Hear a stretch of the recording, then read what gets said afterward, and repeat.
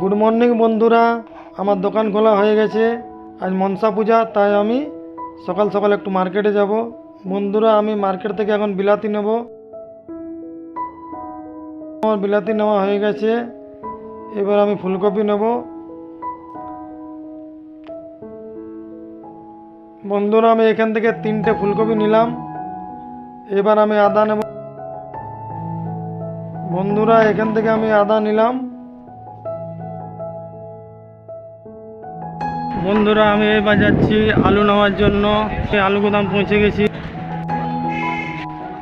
বন্ধুরা, আমি আলু নেওয়ার জন্য আলু গোদামের ভিতরে ঢুকে গেছি। বন্ধুরা, দেখো এখানে কত আলু আছে। এখান থেকে আমি বেছে ফ্রেশ একটা আলু নিয়ে নেব।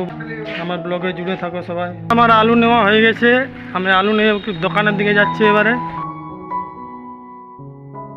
আমি আলু দোকানে রেখে আবার মার্কেটে এলাম, কারণ আমার কিছু ফল ও ফুল নেওয়ার আছে।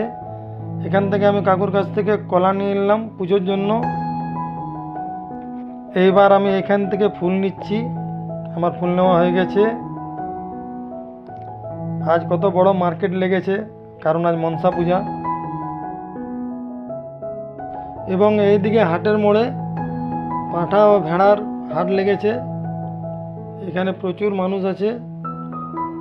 তারা নিজের বাড়ি থেকে নিয়ে এসছে পাঁঠা ও ভেড়া বিক্রি করার জন্য। এখান থেকে যাদের যাদের দরকার তারা কিনবে। এবং এইদিকে ফুল ও ফলের মার্কেট লেগেছে। এইবার আমি হাঁসের দাম জিজ্ঞাসা করি। একটা হাঁস কত করে? কত করে হাঁস? এত এটা করতে 420। ভারী আছে হাঁসটা, ওজন আছে। দেখুন বন্ধুরা, কাকার হাঁসের সাইজ ঠিক আছে, কিন্তু আমাকে দামটা একটু বেশি লাগলো। আগে যাই, এখানে অনেক হাঁসের বাজার লেগেছে। সামনে মাসির কাছে হাঁসের দাম জেনে নিই।